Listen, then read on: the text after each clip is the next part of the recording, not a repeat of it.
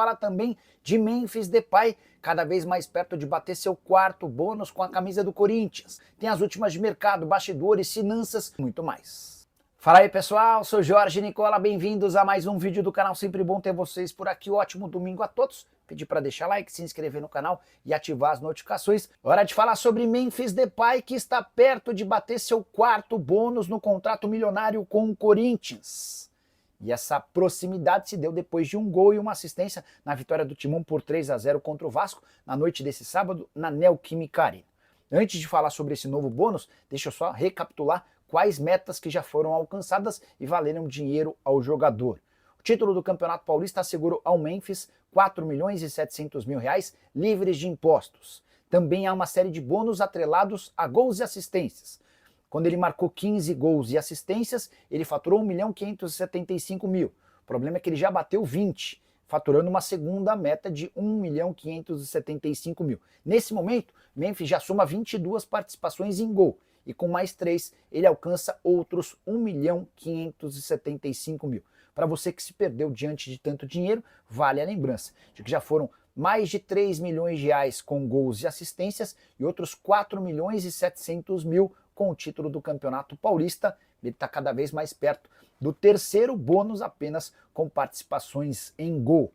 Ele ainda fatura em caso de novos títulos, caso figure na seleção do Campeonato Brasileiro e assim que completar até 70% de participações em jogos com a camisa do Corinthians. Só para completar, em relação ao holandês, temporada atual de 3 gols e 8 assistências, temporada passada de 7 gols e 4 assistências. Você acha que o Corinthians, em um ano de Augusto Melo, a dívida aumentou 700 milhões? Alex, o Samir trouxe esses números hoje, eu tinha contado há coisa de 15 dias exatamente os mesmos números, né?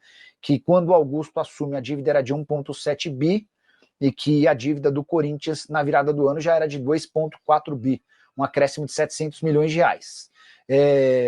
Membros do Conselho Deliberativo alegam, inclusive, que esse 2,4 bi pode estar desatualizado, porque o Augusto ainda não passou todos os detalhes e acordos dos números da temporada passada. E o impeachment do presidente do Corinthians tem previsão de quando será remarcado? O pessoal da oposição está adiando nessa remarcação. Acho que tem a ver com esse processo da investigação policial. A tendência, até ouvi de uma das pessoas que está cuidando dessa investigação, é que entre o fim do mês de abril e início do mês de maio, o inquérito esteja concluído. E aí, a gente vai ter os desdobramentos dessa história. Só para lembrar, né?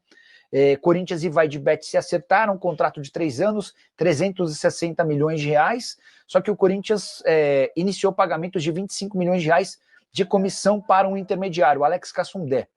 O tempo mostrou que o Alex Cassundé não havia participado de absolutamente nada, ou seja, colocaram um laranja para receber 25 milhões de reais e ele não recebeu, exatamente por conta do escândalo que toda essa história tomou, o rumo que ela tomou.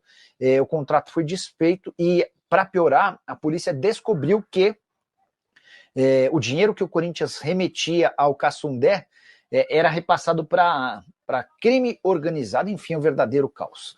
Nicola, a dívida do Corinthians vai chegar a 3 bilhões no fim do mandato do Augusto. Ele vai falir o Corinthians. Julião, houve uma mudança para essa temporada, né? A verdade é que para 2025, o Augusto, percebendo o buraco em que ele estava colocando o Corinthians, ou quão mais ele estava afundando o Corinthians no buraco, ele parou de contratar.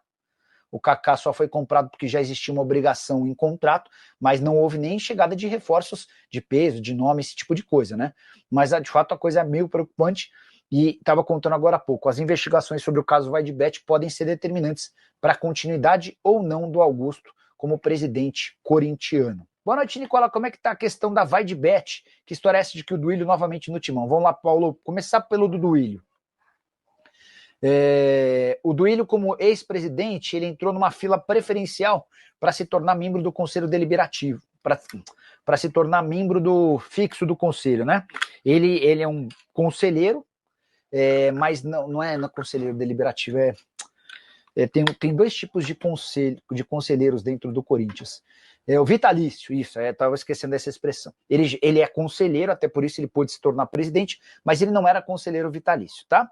E na condição de ex-presidente, ele fura a fila de todos os outros candidatos ao conselho vitalício.